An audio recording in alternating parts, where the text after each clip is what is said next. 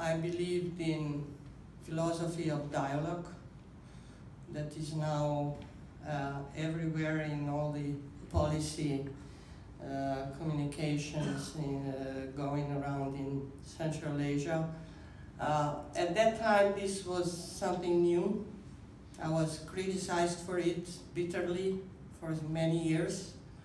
But the inspiration was that people actually were changing. They started to talk. I worked on cases, but I knew that on the long run, they need to start talking to each other and find systemic solutions. That, of course, brought us to the rule of law activity. We have been working on this as regional dialogue since 2011. In this time, we brought, none of us at that point was a lawyer. We only used common sense and I would say activists' desire to change the country.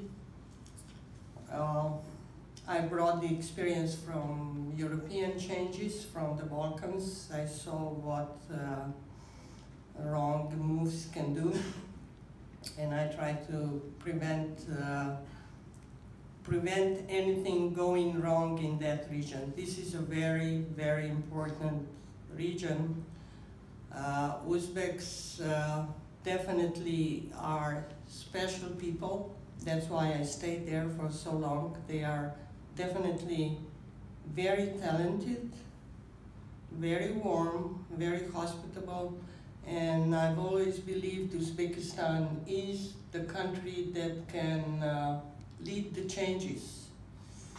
Of course, nobody believed that some years ago. I'm very proud of them, what they are showing now. This is authentic process going on among people. Usually it's the younger generation taking the lead, and they are now also promoted to positions. Minister of Justice is young, deputies are young, and Ministry of Justice used to be the tower of power, you know, blocking everything. They're now the reformer. General prosecutors, they have, again, very young, very committed people. That's just the government offices. Many Western educated. Many Western educated or looking towards the West. So it's not just top down. They recently set up a research institution at the parliament. I attended it, I think, about a month ago. So they're eager to connect with other parliaments. I know they're also talking to the Congress, so they're set up contacts here. They're also very active in setting up contacts with the European parliaments, Japan, yeah, South Korea too. So they are connecting and they are becoming a factor. They're also very active now, reaching out to their electorates in the regions, which I think is also very important. They're not just limiting themselves into the parliamentary buildings, but they're talking to people who... So that's a good preparation for the future elections. They will be known. They are also electronically connected with apps, so people can contact them directly.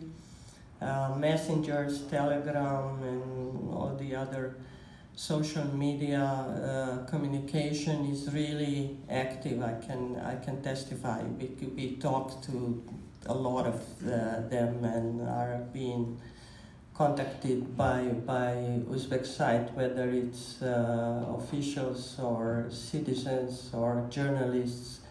That's the main way of communication now. Yes, please. Could I add something, Fred? I'm sorry. Yes, absolutely agree. Well stated. I think it also needs almost a cultural shift to understand what Parliament is in a country. Because this has been such a strong presidential system as neighboring countries have had for such a long time, that it's almost a mindset shift that, oh yes, Parliament has a role to play. It's not just a tool or a toy of the president. It has a real legislative function, governmental function. If you look at the efforts in a neighboring country, the Kyrgyz Republic, to create a parliamentary system whereby the president is being de-emphasized, it's a work in progress. I mean, there was no disrespect, but it takes time. I mean, even in Georgia, for that matter, people still defer to presidential authority, and that's going to take time to change. But where it can begin, in addition to the efforts by the Oyli Majlis to reach out to citizens, to go to their home vilayats, to have direct elections at local office as well, at that level, you need to have a concurrent education process from primary through secondary and universities to underscore the importance of a legislature in the functioning of government and what the citizens' role needs to be in taking part, either as a voter, obviously, but also as somebody who aspires to public service. That's what this president wants. And all parliaments, all happy parliaments are happy in their own way. They're very different. That's how I do it.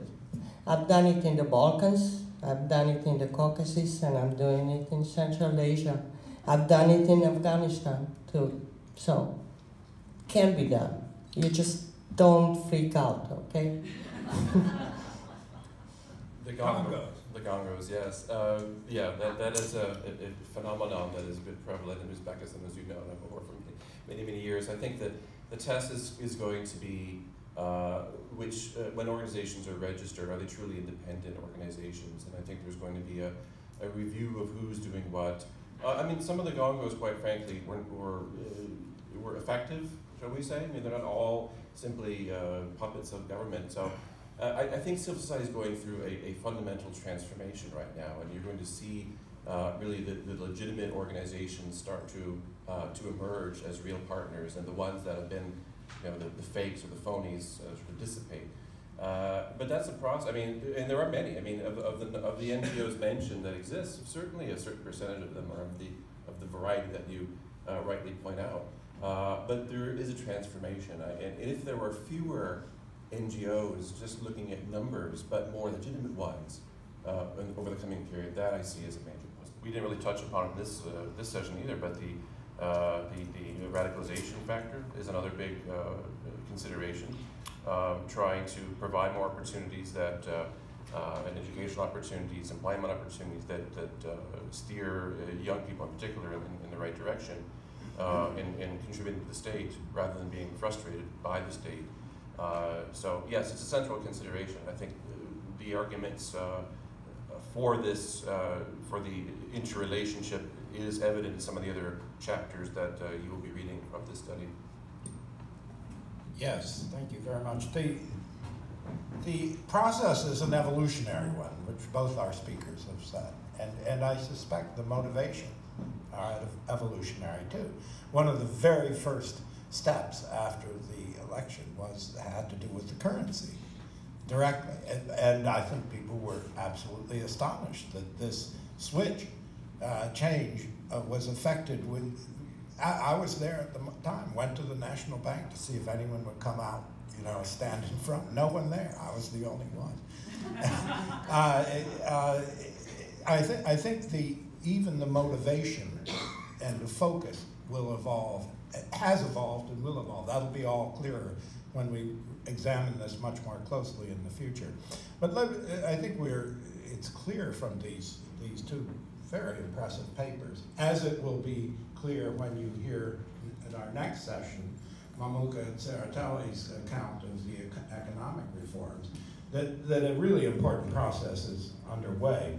One of the points that both our speakers made today, and which has come up in other reform discussion, is that this has serious roots before, under the old regime. And that is a topic which, frankly, we largely missed, not just in the West, but abroad. And to some extent, the Uzbeks clearly bear responsibility for this because so little of it was accessible or publicized. On the other hand, outsiders have to ask themselves, were we looking? Did we really fail to look, or were we so busy, either maybe we lacked the skills, linguistic or others, this is an Uzbek-speaking country after all, or maybe we were too committed to working on them rather than working with them, so we didn't have the relationships through which we might have been better informed as to what was going on. I think that's a very significant issue. In other words, the prehistory. When you turn to the crucial question, which several of you have correctly raised, and that is, where is this going? Will this stuff work? We're talking today about what Anthony in his paper called declarative reforms. Yes, they are legislative. They are constitutional changes. They are also acts of presidential decrees and so forth. But these are statements of what we would hope to see, and the implementation, if you will, or their rooting or non-rooting in the society is an open question, and very. I mean, the evidence that Mjusa gave so far is very encouraging. On the other hand, history goes on, and it's a complex culture, a very rich and complex environment beyond their own borders. There are a lot of factors that are going to affect the degree to which all this goes forward as it's being conceived today. I think that what we want to have is a kind of baseline, so that we understand really what is being conceived, what is the conception in each area of where they're going. That will enable us much more intelligently to follow the implementation and the rooting of it, and to see if this process really does continue to go both down from above and up from below, and through that process take root. We will be reconvening on this, but I want to remind you again that these papers and Mr. Weitz's paper will be available online immediately.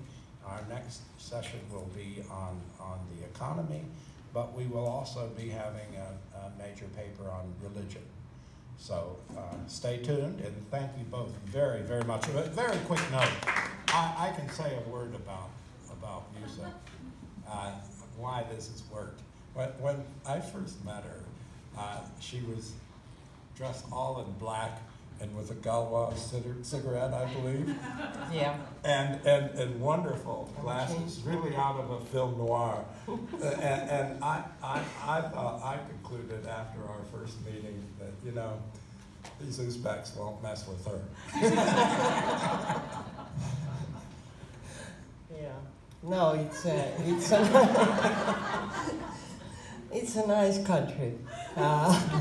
It's a challenging country, and one day when I finally retire, Abbas, I will write a book about it. Bravo. It's been incredible 14 years. Thank you.